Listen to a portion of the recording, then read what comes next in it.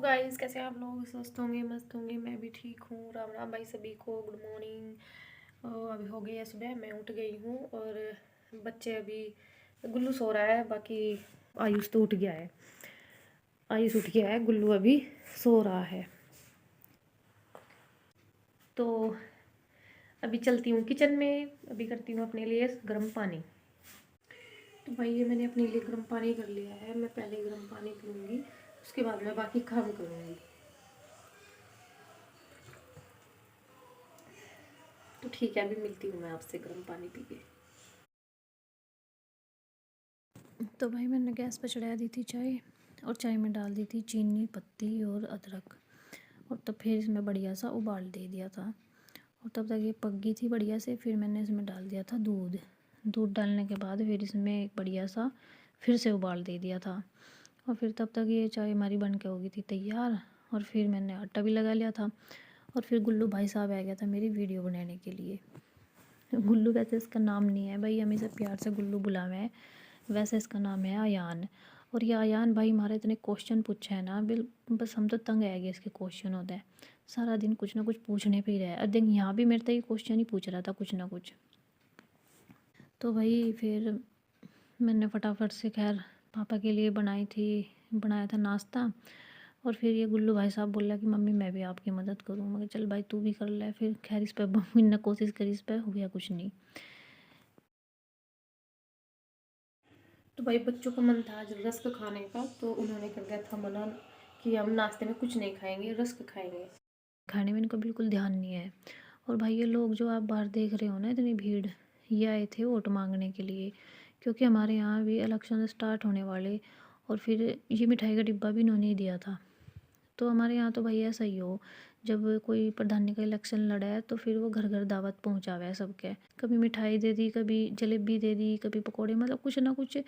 इतने तक इलेक्शन रहेंगे ना, इतने तक में कुछ ना कुछ रोज़ रोज़ सबके यहाँ कुछ ना कुछ भिजवाते रहेंगे दावत। तो हमारे यहाँ तो भाई ऐसा ही हो। अब आपके यहाँ पता नहीं, वैसे मेरे हिसाब से सारे गाँव में ऐसा ही होता होगा। तो आप कमेंट करके बताइए ज़रूर कि आपके यहाँ कैसा हो। तो भाई फिर मैंने फटाफट से अपने काम निपटाए।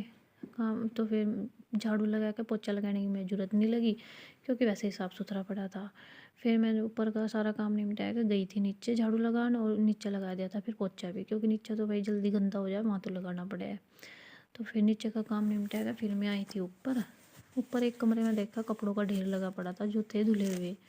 फिर मैंने फटाफट से उनकी लगाई तह तह लगा के उनको रखा था अलमारी में। और फिर तब तक आ गया था आयुष भी।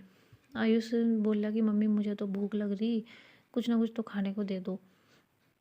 तो भैया ऐसा तो कुछ खाने का रखा नहीं था। फिर मैंने जो रसगुल्ले का डिब्बा आया था वो मैंने फिर आयुष को दे दिया। तो मैंने कि फिर ये मेरे सिर में दर्द करेगा कि मम्मी कब खाना बनेगा, कब खाना बनेगा। तो फिर इसने वो रसगुल्ले खा लिए। खैर इसकी भूख थोड़ी सी शांत हो गई थी। तो भाई खैर तब तक फिर मैंने भी अपने खाने की तैयारी कर ली थी। दोपहर का खाना बनाना कर दिया था स्टार्ट। फिर मैंने आलू मटर की सब्ज़ी रख दी थी एक तरफ, और एक तरफ मैं सेक रही थी रोटी। और रोटी सेकते सेकते मैं गा रही थी गाना। मतलब ये कह लो कि मैं रोटी सेकते सेकते इंजॉय कर रही थी और आयुष बना रहा था मेरी वीडियो। तो और बीच बीच में मैं आयुष से बात भी कर रही थी। तो भाई फिर मेरा खाना बन चुका था। खाना बना के फिर मैंने पापा जी का नीचे खाना भिजवाया, क्योंकि वो भी आ गए थे खेत से। तो फिर आयुष बोला कि मम्मी मुझे भी भूख लग रही, तो मुझे भी दे दो। तो फिर मैंने आयुष को भी खाना दे दिया। आयुष बैठा था बाहर बालकनी में फोर्डिंग बिछा के, क्योंकि हमारी बालकनी में आवा है बहुत अच्छी तेज़ धूप।